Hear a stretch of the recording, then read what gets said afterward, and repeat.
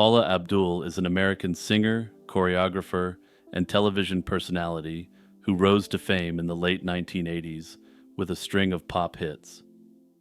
In 1991, she began her worldwide Under My Spell tour that lasted until the end of 1992.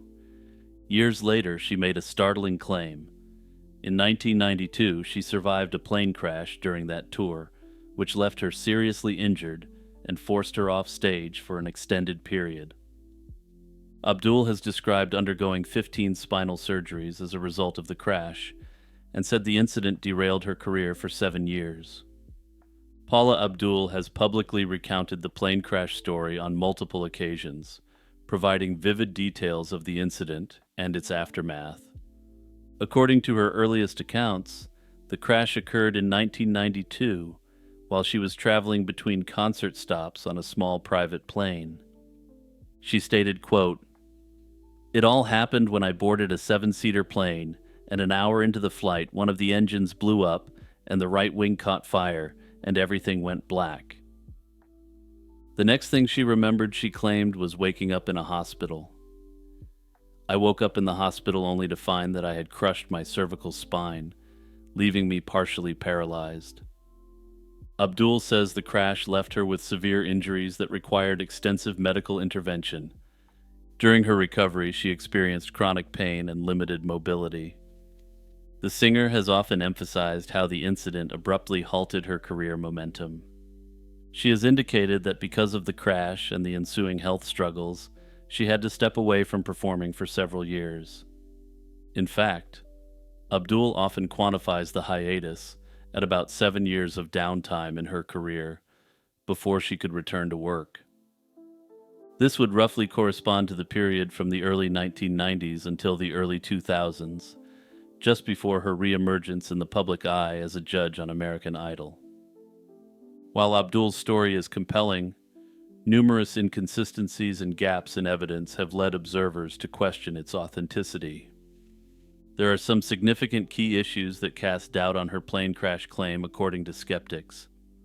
Investigations into the claim have turned up no official record of any plane crash in 1992 or 1993, matching Paula Abdul's description. The U.S. National Transportation Safety Board, which logs all aviation accidents, has no record of a crash involving Abdul. Nor does it have any record of a small plane incident on the dates and locations she has mentioned. Additionally, no contemporaneous news reports or media coverage can be found documenting such an event, even though a celebrity plane crash would be expected to make headlines. Further, skeptics argue that even if the crash could have been kept off official records, the attendance of a major celebrity at a hospital for a plane crash would have led to leaks to the press. According to skeptics, this absence of evidence is an extremely significant red flag. Another issue arises from potentially inconsistent claims about the crash that she has made over the years. Abdul's own statements about when the crash happened have varied over time, leading to confusion about the timeline. In some interviews, she has referred to the crash occurring in 1992 during the Under My Spell tour, while in others she's implied it happened in 1993 after the tour's end. This is problematic because Abdul's world tour officially concluded in 1992, and she wasn't touring in 1993. Again, this is a problem according to skeptics because from her earliest accounts, the alleged plane trip took place while she was on tour.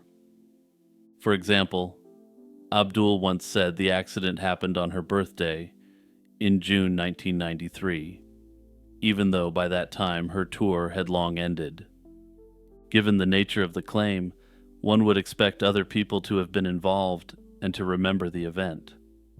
Abdul described being on a 7-seater plane. Presumably there was a pilot and possibly co-pilot and other passengers or crew present. To date, no pilot or passenger has ever come forward publicly to corroborate Abdul's story.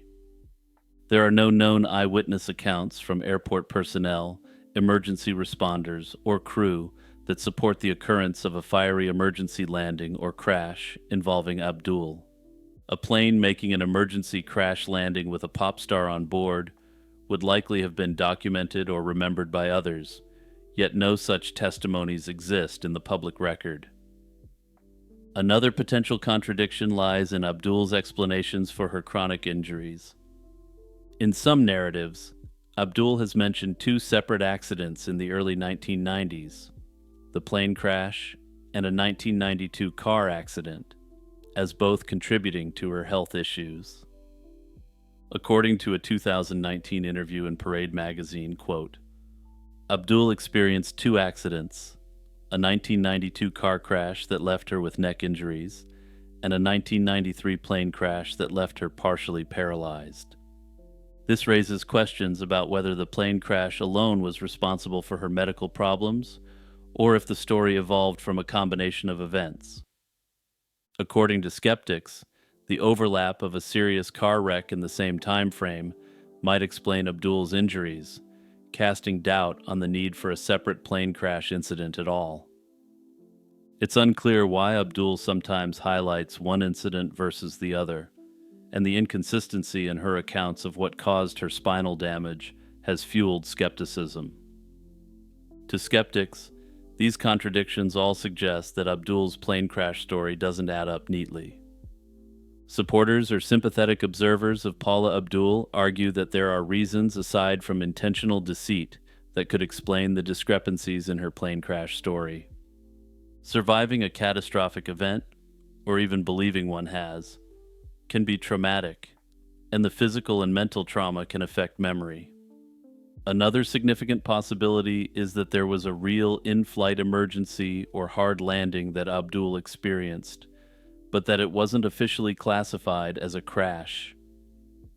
For instance, the plane's pilot might have managed to make an emergency landing at a small airfield or open area without notifying federal authorities. Supporters argue that since there were no fatalities, the incident could have been handled privately, without involving the authorities or insurance companies. In such a scenario, the event might not appear in records if it wasn't reported as an accident. Abdul could be describing this frightening close call as a crash in layman's terms. Some have speculated that perhaps the plane did encounter severe mechanical trouble, like an engine fire, as she said. They suggest the pilot had to land abruptly, giving Abdul the impression of having survived a crash, even if the official criteria weren't met. Notably, people can suffer from significant injuries in very hard landings, which may explain why she sustained severe injuries to her neck and back.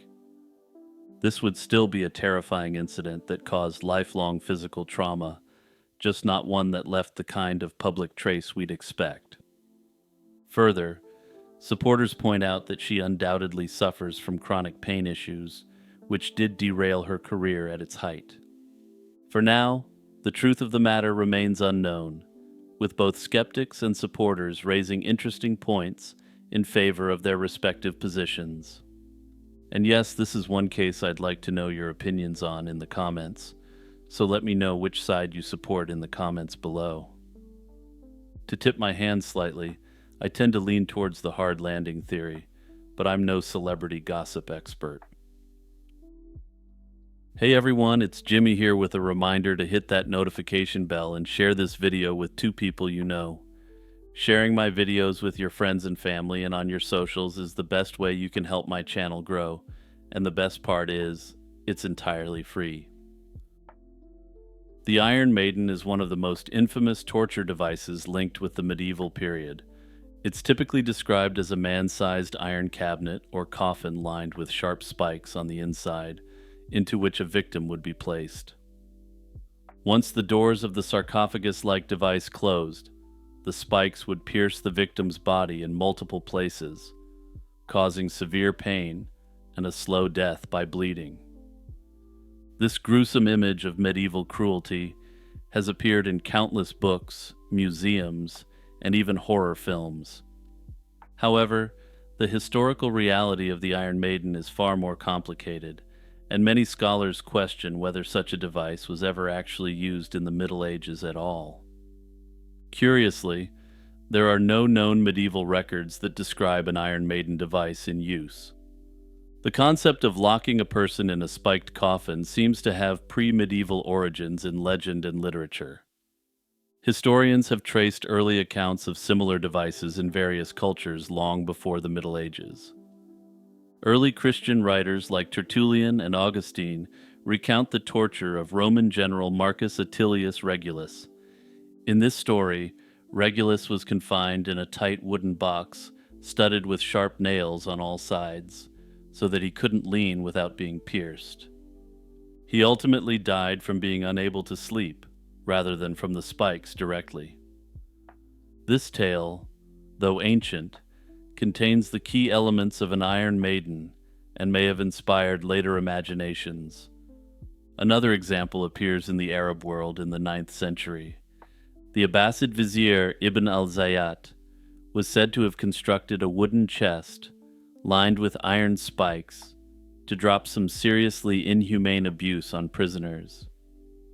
Ironically, this cruel invention was reportedly used on Ibn al-Zayyat himself when he fell out of favor in 847, leading to his death inside his own spiked box.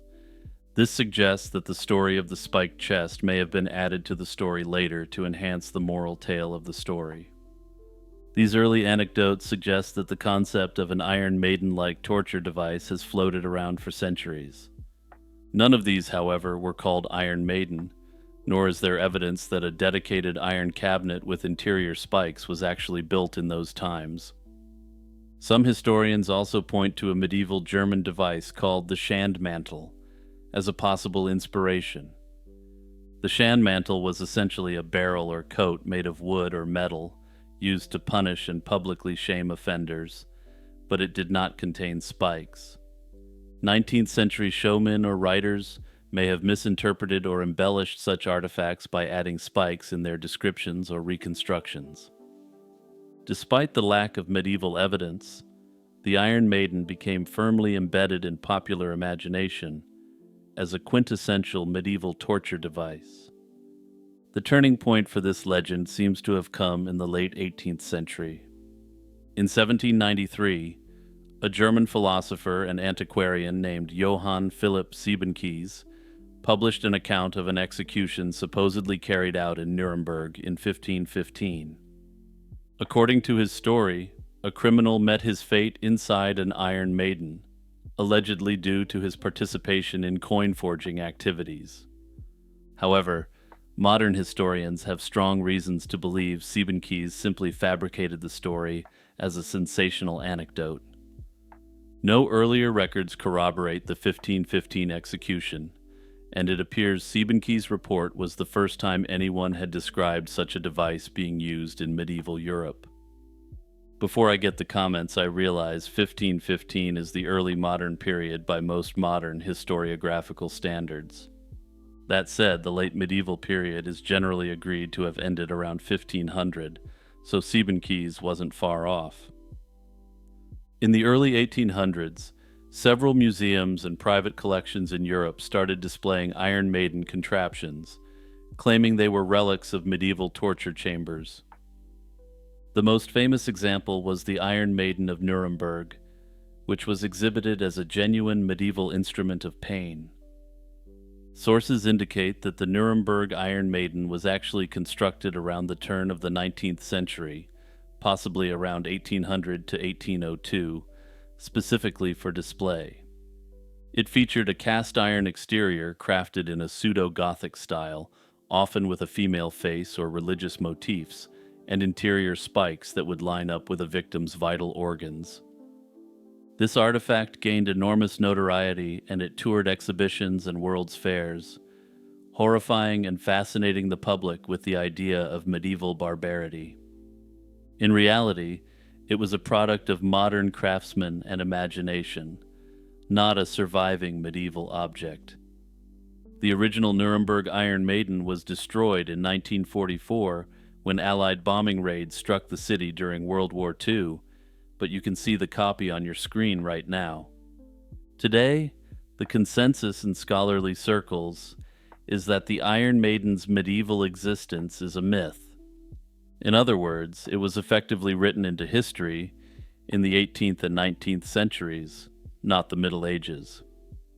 Some scholars have noted that there was a trend in the 19th century to cobble together various antiques into claimed medieval torture devices.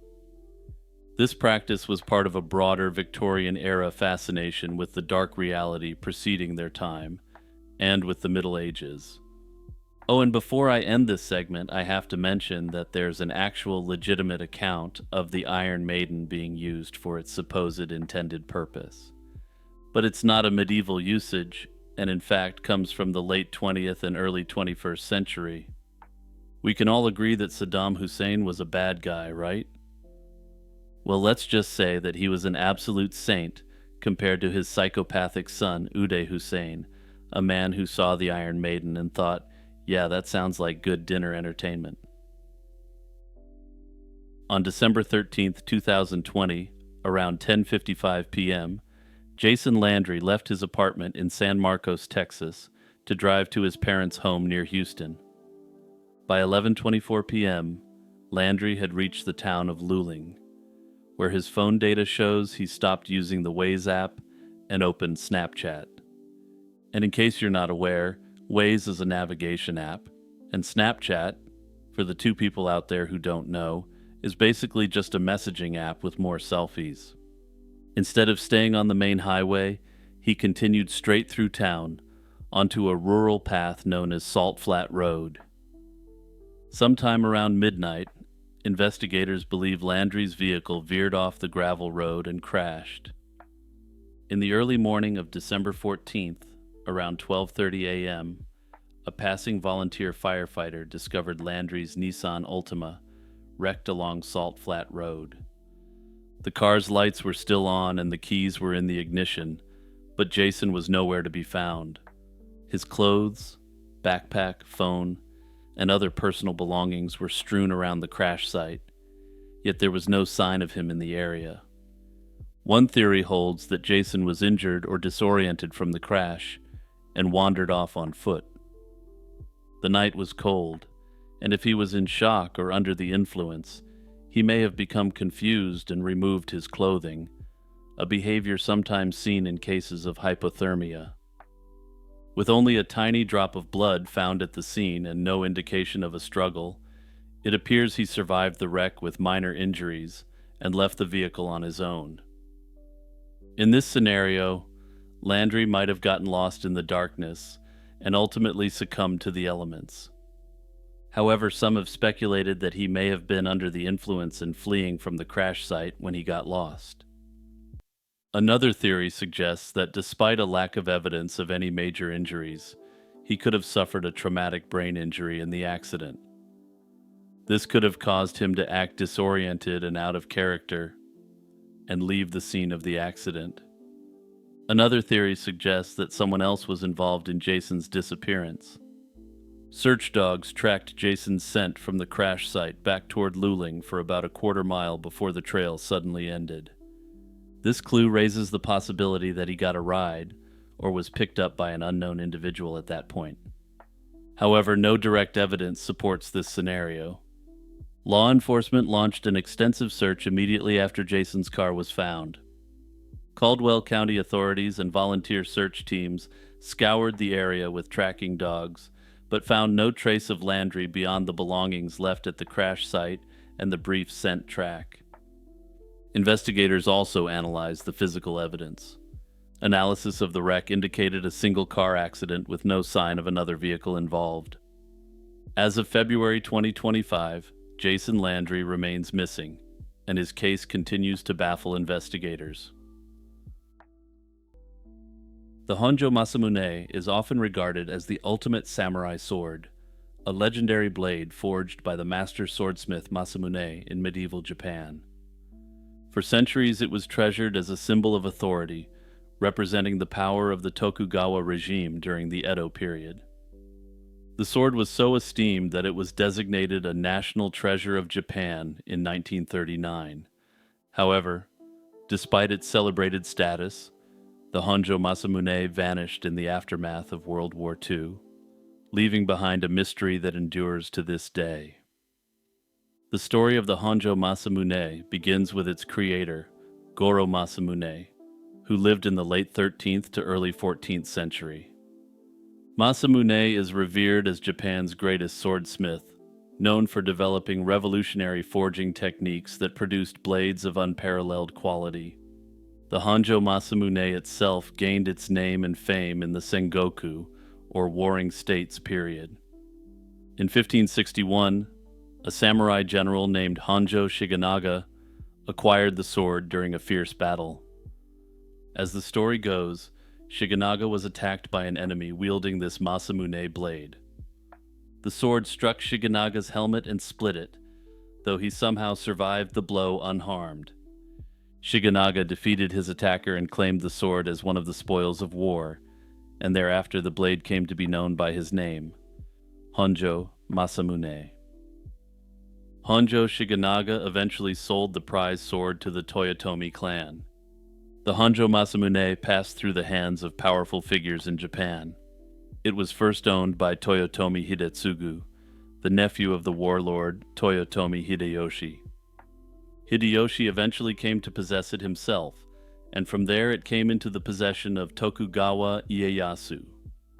Tokugawa Ieyasu founded the Tokugawa shogunate, and after he became shogun in 1603, the sword became a part of the Tokugawa family's treasures. For over 2.5 centuries of the Edo period, the sword was a ceremonial blade symbolizing the shogun's authority, handed down through generations of Tokugawa rulers. The tumult of World War II set the stage for the Honjo Masamune's disappearance. In 1945, Japan's surrender brought an Allied occupation government that mandated the disarmament of the population. All Japanese citizens, including former samurai aristocracy, were ordered to surrender all weapons, which also included priceless antique swords. The Honjo Masamune held by the Tokugawa family was not spared. In December 1945, its custodian Tokugawa Ieyasu complied with the order. He turned over the Honjo Masamune, along with several other priceless family swords, to the Majiro police station in Tokyo. The understanding was that these swords were to be kept safe and may eventually be returned to the family during the process of rebuilding Japan. In January 1946, the surrendered swords were handed over by the police to a U.S. officer from the Foreign Liquidation Commission. But there was just one problem. He identified himself by the traditional all-American name, Coldy Bymore. Now, unsurprisingly to any native English speaker, Coldy Bymore wasn't a name that corresponded to any real American serviceman. After that transfer, the trail went cold. The sword never appeared in any official records or collections again, effectively vanishing from history. The fate of the weapon has been the subject of much speculation. Over the decades, historians, sword enthusiasts, and treasure hunters have proposed several theories about what became of this legendary blade. One possibility is that the legendary weapon was inadvertently destroyed along with many other surrendered swords. During the occupation, many confiscated swords were dumped at sea or melted down. It's conceivable the Honjo Masamune was unknowingly destroyed along with those piles of blades. Under this theory, the American handlers failed to realize its significance, believing it was a mass-produced sword from the war. Personally, I have some doubts about this given the appearance of the Masamune swords, which are clearly of extremely high quality even to a non-expert. Another theory is that Coldy Bymore, whoever he actually was, realized the value of the Honjo Masamune and kept it as a personal war trophy. American servicemen were generally permitted to take swords home as war trophies. It's very plausible that the Honjo Masamune was kept by the officer who took it. If so, it may have been quietly passed down in that person's family, or otherwise changed hands in private after the war. That is to say, you could have Grandpa Coldy's Honjo Masamune hanging above your fireplace. Another theory is that Coldy Bymore was made up by someone in the Japanese police who knew the value of the sword. Under this theory, This individual knew that a Tokugawa descendant dropped off rare and valuable swords and fabricated a story about an American serviceman coming to grab it. Unfamiliar with American naming conventions, this individual thought up the absurd name Coldy Bymore and kept the sword for himself. Other theories consider that it may be held in a private collection, and the reason why it hasn't been returned is that it was purchased on the black market. Occasional claims and rumors have popped up. For example, excitement brewed in 2013 when a long-lost Masamune sword turned up at the Kyoto National Museum. However, it turned out to be a different blade, the Shimazu Masamune, which hadn't had a verified sighting since 1862.